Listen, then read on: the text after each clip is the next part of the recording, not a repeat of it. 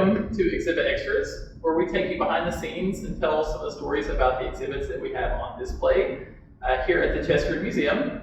And so today we're going to talk a little bit about our current exhibit on the Cedar Grove Community. This is actually our second set of displays that we have telling the story of the Cedar Grove Community over in Elizabethton. And these are items that we have sort of on loan to us from the Cedar Grove Foundation, loaned to us and worked with us by J.C. Augustus. And so today we're going to be talking a little bit about some of the military history that ties to that community and sort of African American military history service in general. I'm Joe, and this is Josh from the Chester Museum. And so, Josh, I'm going to turn it to you, and do you want to set up a little bit about the exhibit, this part of the display, like what's it about? Sure. So a couple months ago, JC came in and she had all of this wonderful material. We weren't necessarily sure how to organize it, so we kind of had to start thinking about where the layout was going to be. So we chose the center of the museum and laid it out chronologically, moving from the American Civil War through World War II and over into Korea. And the stories that these exhibits tell are very personal to this community and the African American community overall. And they really start with the early days of the Civil War, when these African American men were freed and then asked to give their service, and they gladly did so. And that's one of the main themes that works through this exhibit, is this exemplary service that despite the hardships, despite the racism that they endured, they continue to serve their country over generations. Yeah, that, as you mentioned, that definitely includes the Civil War. It goes all the way back, even like the Revolutionary War has some of that. And then it goes into the 20th century with World War I and then World War II here and Korea. So how did you decide to arrange this? Like, why did you land with chronological?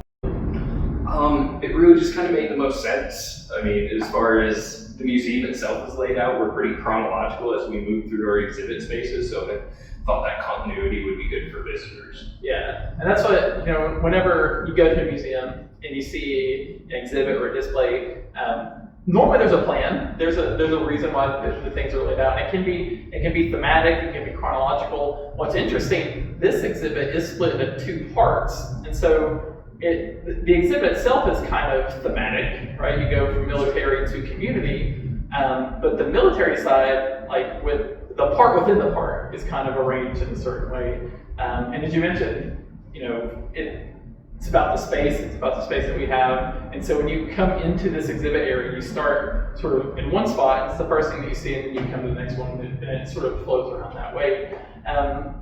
So this exhibit, the Cedar Grove Community in Elizabethton, includes stories about sort of four major, conflicts or military services. And we talked about three of them already. So of the stuff that we have out, what jumps out to you as your favorite or like the most interesting? So my favorite, the most interesting part of this exhibit for me personally was the segment about the Korean War, specifically about Private Wilson.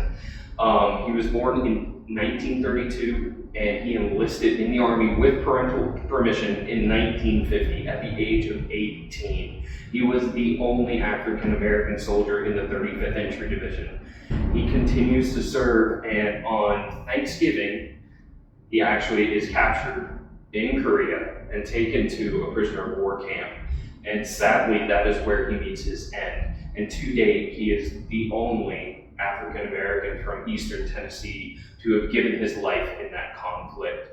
And I just find it just so amazing that this young man just willingly went overseas to fight for a country and ultimately gave his life to protect the freedoms of other individuals in the country, despite what he had been through previously. Yeah. And what's interesting to me about that story, which is, such a sort of harrowing story in a lot of ways, is, and this is for me what's always fascinating about history in general and the museum work that we do, is this story, right, with Private Wilson, it's very much a local story, but it also ties into so many broader themes of America, American history, American military history. At this point, you mentioned that he was the only African-American serviceman in that infantry, correct? Yes. So this is Korea's sort of the first real major conflict after military desegregation. Yes. So it ties into all these different threads of the story coming from this one community. But when you go through this exhibit, we have some photographs and some other items on display. One of the items that we have on display is not, it's not an original item. So let's take a minute and we're going to go talk about this item and how we can use that to tell sort of more of this story. All right, we're back. So we're going to talk about one other item that's on display as part of this exhibit that ties specifically to the military history, and that is this uniform. So Josh, you want to tell us a little bit about the uniform? Sure. So this is modeled after the Buffalo Soldiers uniform. The unit was started in 1866 largely to fight indigenous tribes out west.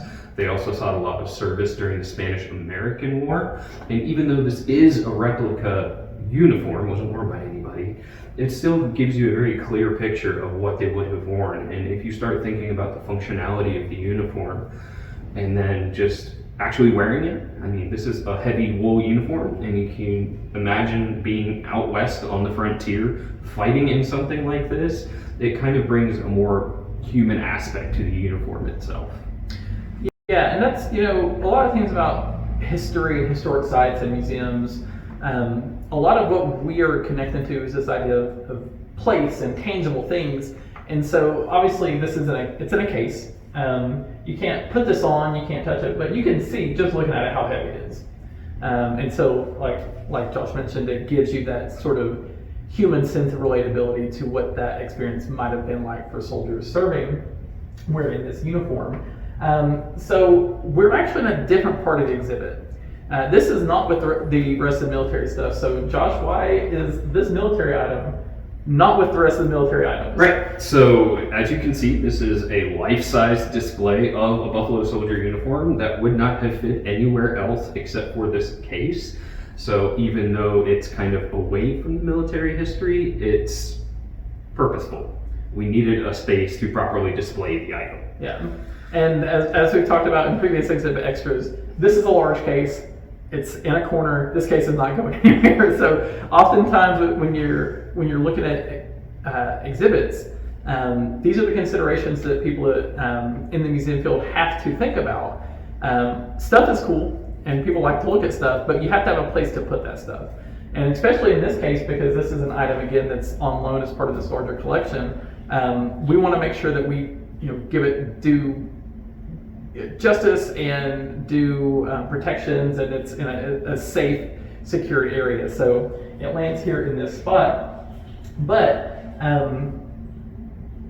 this is it's a really good item because it's also an anchor item. Because as we mentioned earlier, the Cedar Grove community is in Elizabethton, right? But this Buffalo Soldier uniform can allow us to also mention Alfred Ray from Jonesboro, who did serve with the Buffalo Soldiers. Feel free to come out and check the exhibit out, and stay tuned for more episodes of Exhibit Extras. Thanks.